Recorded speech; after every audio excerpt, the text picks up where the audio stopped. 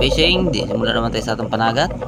Ito, nandito tayo mga fishing, mamanggay tayo dito sa Tanggingi. Dito ngayon ako managat. Umuyos muna ako doon sa bungto dahil marami na masyado. Yan, unang hila natin o pangalawang hila na to, pinakita ko. Yan.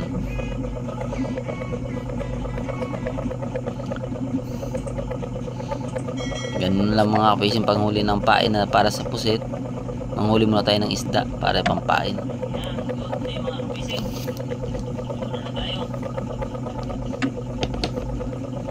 Yan. Apat na piraso nga pala ang ano natin, panggay. Yan. Ang maliliit tinatapon natin pag hindi pwede pampain. Binabalik natin sa dagat. Pwede siya pampain pero hindi maganda para sa pataw dahil mabilis siya maubos ang pusit, di ba siya maabutan. Saka mabilis siya mamatay. Kailangan yung standard lang yung malalaki o mas maganda yung malalaki para malalaki din ang kumakain yung pusit.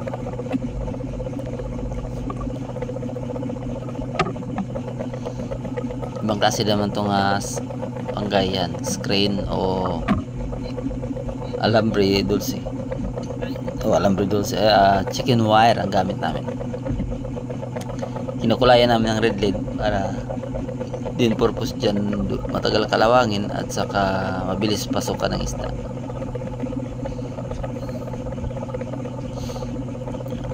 Yang tinatapon ko yan mga kapising, yan na yung maliliit.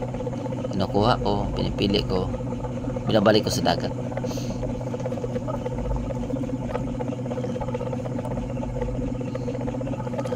Naman ganoon lang ginagawa ko mga fishing. Pagkatapos ko sa pang-apat, iikot naman ako, punta naman ako doon sa simula. Parang mabilis lang mga fishing. Aalis kami sa bahay minsan alas 2, darating yan sa kalayo sang Tanggingi. Abot kami doon ng alas 3:30, higit isang oras. Doon na kami magsimula sa pag-ariya ng para sa isda, panghuli sa fish trap namin. Yan. Ito yung pain natin mga kapising, tamban o tuloy.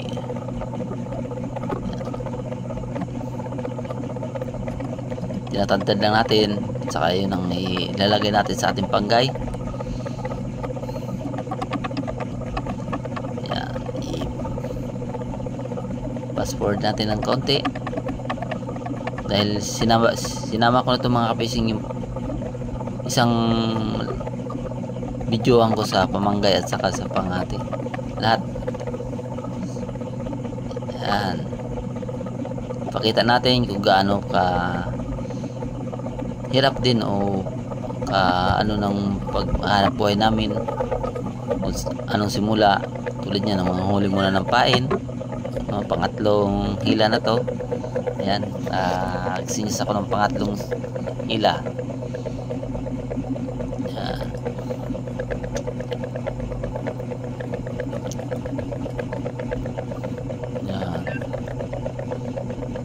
Ito naman yung screen, yung kulay blue.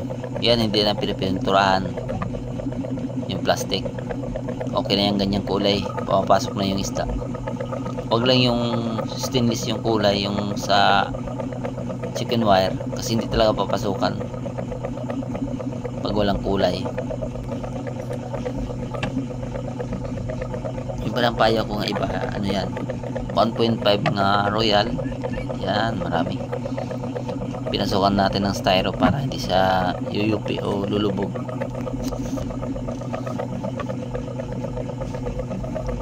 Ito dahil pag nakapokus ako pag-edit, parang inaantok ako. Hindi sa umaga maganda mag-edit sa umaga, kaso lang maingay dito sa aming side. Ayan, hila na naman.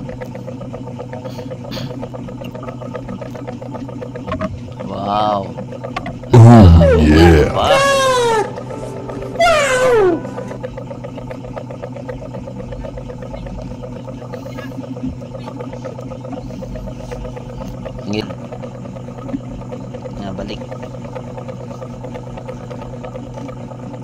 panghuli ng isda patungo sa pahag.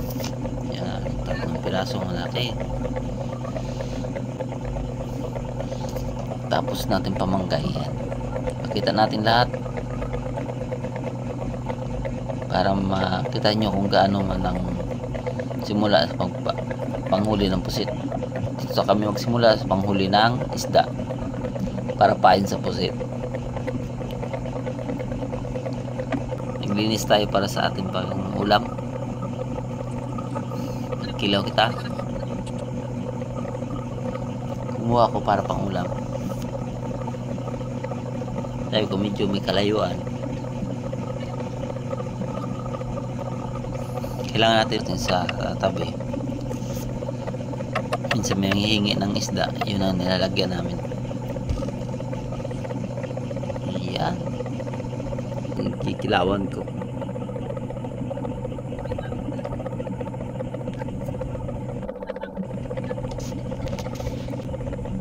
Kahit yan lang araw-araw yung ulam ko sa dagat, gusto ko.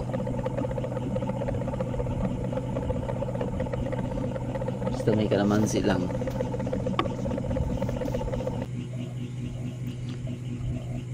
Yan nga pala, nag-ariya na siya. Nakipag-usap sa akin, nag-ariya na siya ng payaw. Pero doon sa malalim nga side, sinubukan niya kung kakain yung pusit. Tinatalian ko ng mga fishing yung ilaw para hindi siya mamatay. So, iipit mo siya sa kawayan ng tansi. Ang pagpain naman ganyan lang, oh. Pakataga mo yun sa bunganga para lapos rin. Ang huli natin mga kapising.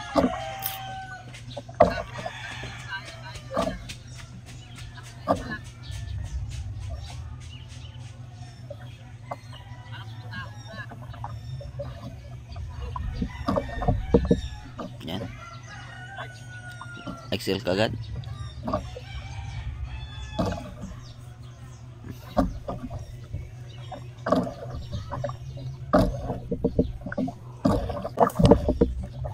Yun, pangalawa.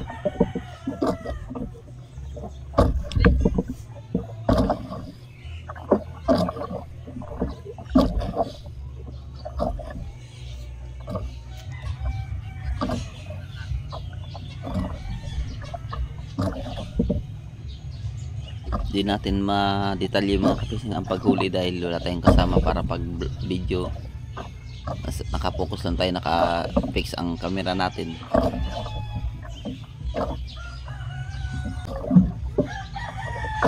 Pangatlo. Ang kagandahan nito mga fishing dito sa Tangingge, kaya pumunta ako dito dahil may kalakihan yung pusit. Maganda yung sizing ng pusit. Kasi ang pusit naman din sa amin sizing din, katulad niya kung small. Ito yung huli ko na yan. Yung huli ko na yan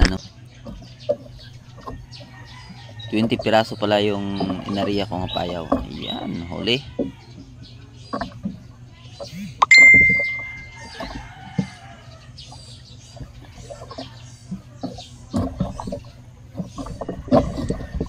Na huli.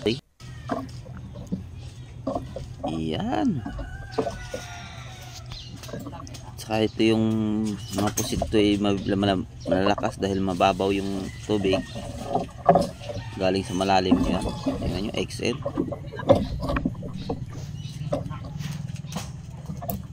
Bihira ka na makikita maliliit yung pusit. XL, medium. Yan.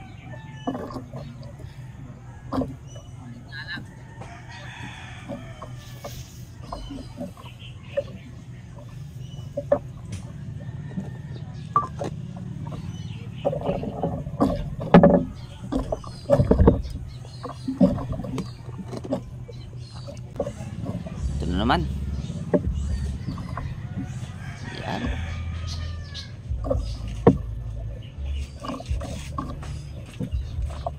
Sa daming kumakain mga ka-fishing, hindi lahat nahuhuli dahil hindi nalapitan, umaalis, tumatakbo pag nalapitan mo.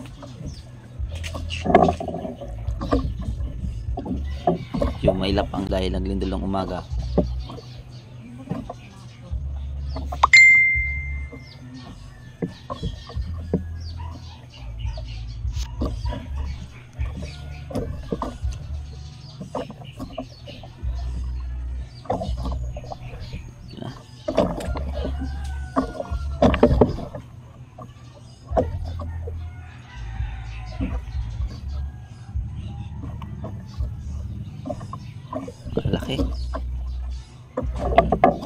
Yun o.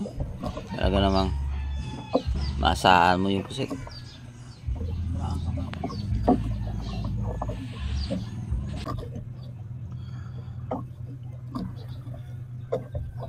Yeah. Huli.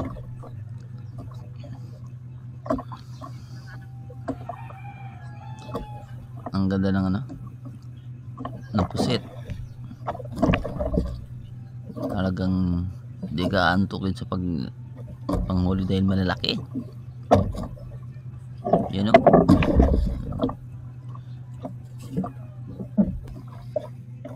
Huli ka.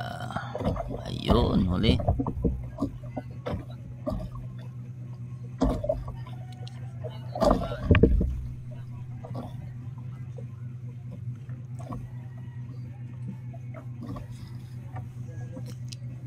Yan.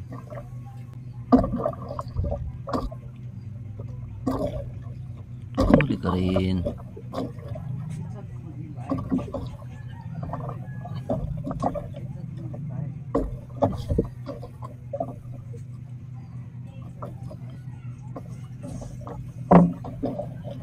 Tuloy-tuloy na yan. Maliliit, malalaki yung huli na ng pusit.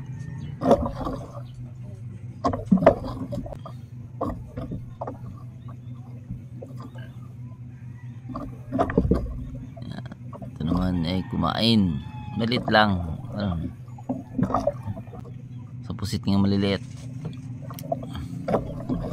Ito na.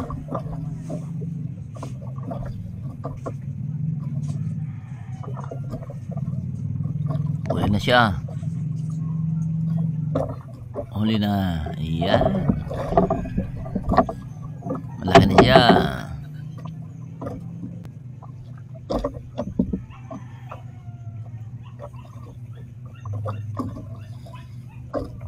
Yeah. Wala. Oh, meron pala.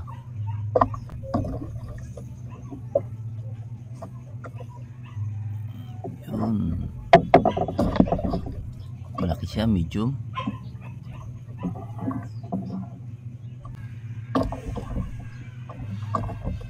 Yan, maliliit. Ay, laki.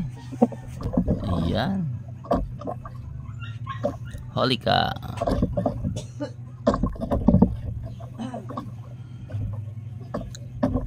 Yan. Hindi lang kalakita nyo paano magsimula. Yan. Magano na rin kayo kung gusto nyo paturo o mag ano ng mga gamit. PM lang po kayo sa akin. Kasi ang isang isang aryahan, lahat ng gamit gusto nyo magbenta ako. Dito na.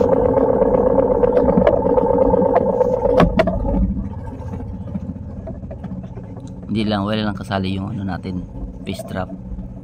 Iba rin yan kung gusto magpagawa.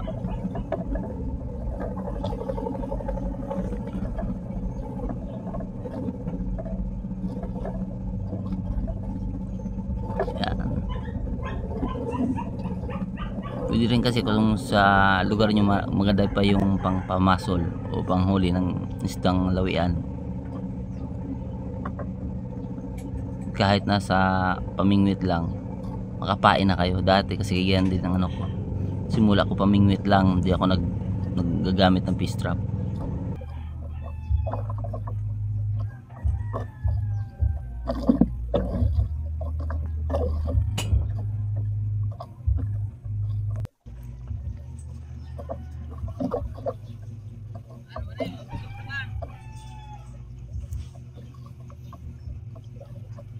Yan, maliliit na. Small nang kumakain.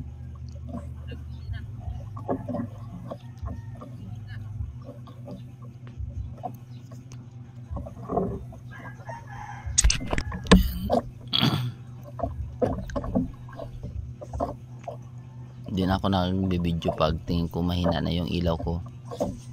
Yung ginagamit ko nga solar.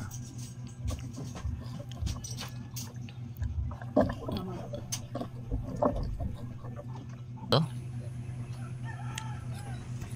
Ito na.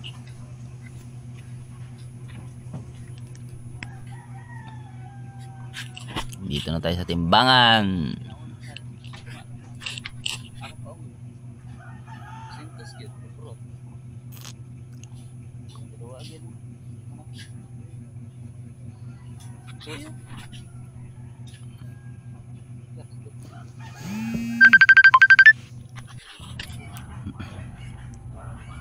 Yan, una gitimbang mga fishing ang small.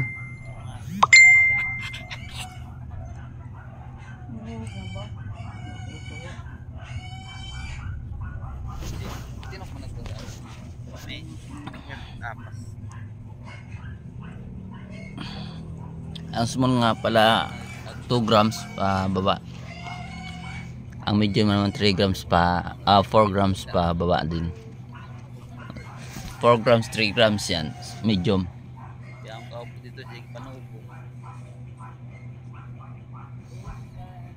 Yan nagka-classify parang ano niya na, gamay niya na yung gaano kalalaki yung ano, gaano kabigat. Kaya kahit ako makita ko naman kung ano kalalaki yung ano, medium. Yan, unang timbang natin.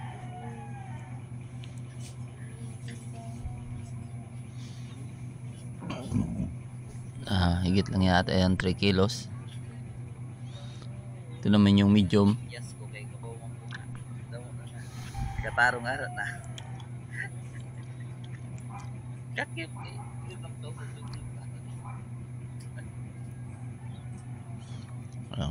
Ganyan sa pag mamusit ka sa tangginggi.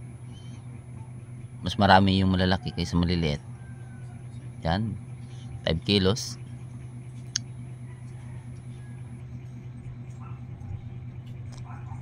Tulad yan, dinagdag yan sa medium.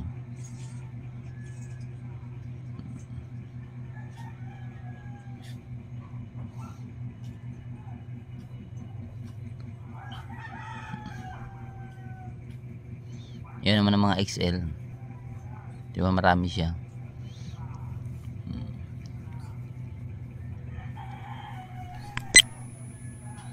5 kilos din. Yan. Yan lahat ang ating napatimbang. Ito na yung mga kapishing. Ito yung binta natin sa small natin ay Tangginggi. 4 kilos. 475. Lipat. Small natin ay 4 grams. Medium natin ay 5. Medium natin ay 5 grams. Media. XL natin ang 5.4 grams. Oh. XL natin ay yan, mayroon tayong 15 kilos mga kapishing. Ito yung binta natin, 4,000. Hindi tayo umabot sa 5 kilos 958. Pero ano lang naman, yan. 58. Meron tayong iniwan nga 500. Na lang, mag-5 kaya meron tayong nauwi na 4,458. Yan mga kapishing. Ganun lang yung hanap buhay namin. Minsan maliit, minsan malaki. Hindi natin yan ma-perfect dahil hindi natin alam ang panahon o ang ibigay sa atin ng Panginoon. Hindi tayo nakaabot ng 16 kilos. Tanggapin natin, marami man umaliit. Basta magsikap lang tayo, ibigay ng Panginoon sa atin ang mga biyaya. Sa hindi pa nakasubscribe, please po subscribe. Na para sa atin, video fishing, sa ating pagsisipag. Yan, maraming salamat. Vlog. Sana pagpalain tayo ng Panginoon sa araw-araw. God bless sa ating lahat. Maraming salamat. God bless sa ating lahat.